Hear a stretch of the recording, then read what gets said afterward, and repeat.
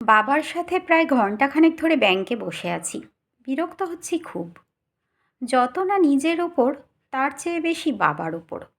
অনেকটা রাগ করেই বাবাকে বললাম, বাবা, কতবার বলেছি অনলাইন ব্যাংকিংটা শেখো। বাবা বললেন, এটা শিখলে কি হবে? ঘরে বসেই তুমি এই সামান্য কাজটা করতে পারতে। শুধু ব্যাংকিং না, শপিংটাও তুমি অনলাইনে করতে পারো। ঘরে বসেই ডেলিভারি পেতে পারো। খুবই সহজ। কিন্তু এই সহজ জিনিসটাই তুমি করবে না। বাবা জানতে চাইলেন, করলে আমাকে ঘরের বাইরে বের হতে হতো না, তাই না? হ্যাঁ বাবা, তাই। এখানে এসে ঘন্টাখানেক অনর্থক বসে থাকতে হতো না। এরপর বাবা যা বললেন তাতে আমি নির্বাক হয়ে গেলাম। বাবা বললেন, এত সময় বাঁচিয়ে তোমরা কি করো? ফোনেই তো সারাক্ষণ ব্যস্ত থাকো। কবে শেষ দিন তুমি তোমার বন্ধুর বাবার সাথে কথা বলেছ? 10 হাত দূরে প্রতিবেশী বৃদ্ধ কাকার খবর নিয়েছ? অথচ আপনজনের সাথে দেখা করতে আমরা 10 মাইল পথ হেঁটেছি। সময় বাঁচানোর চিন্তাই করিনি। মানুষ যদি মানুষের পাশেই না যায়, তবে এত সময় বাঁচিয়ে কি হবে বলো তো? বাবার কথা পাশ থেকে মানুষেরা শুনছেন। আমি চুপচাপ বসে আছি। বাবা বললেন, ব্যাংকে প্রবেশের পর থেকে 4 জন বন্ধুর সাথে কুশল বিনিময় করেছি। তুমি জানো আমি ঘরে একা, তাই ঘর থেকে বের হয়ে আসাটাই আমার আনন্দ। এই সব মানুষের সাহচর্যটাই আমার সঙ্গ। আমার তো এখন সময়ের কমতি নেই, মানুষের সাহচর্যেরই কমতি আছে। ডিভাইস, হোম ডেলিভারি এনে দেবে অনেক কিছু, কিন্তু মানুষের সাহচর্য তো আমায় এনে দেবে না। মনে পড়ে 2 বছর আগে আমি অসুস্থ হয়ে পড়েছিলাম। যে দোকান থেকে আমি দৈনন্দিন কেনাকাটা করি, তিনি আমাকে দেখতে গিয়েছিলেন। আমার পাশে বসে থেকে মাথায় হাত রেখেছিলেন। আমার চোখ জলে ভিজে গিয়েছিল সেদিন।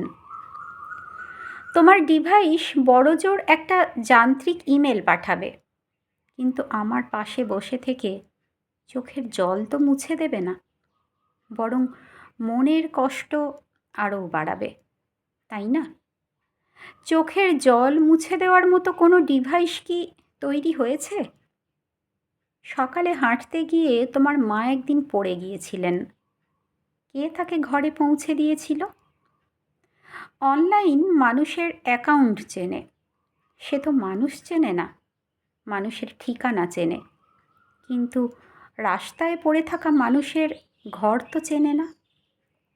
এই যে মানুষ আমার শয্যা পাশে ছিল, তোমার মাকে ঘরে পৌঁছে দিল, কারণ দৈনন্দিন নানা প্রয়োজনে একজন আর একজনকে চিনেছি। সব কিছু অনলাইন হয়ে গেলে মানুষের স্পর্শ বা হিউম্যান টাচটা কোথায় পাবে বলো তো? আর পায় না বলেই পাশের ঘরে মানুষ মরে গিয়ে লাশ হয়ে থাকে। দুর্গন্ধ না আসা পর্যন্ত কেউ কারো খবরও আর রাখে না। বড় বড় অ্যাপার্টমেন্টগুলো আমাদের অ্যাপার্টি করে দিয়েছে।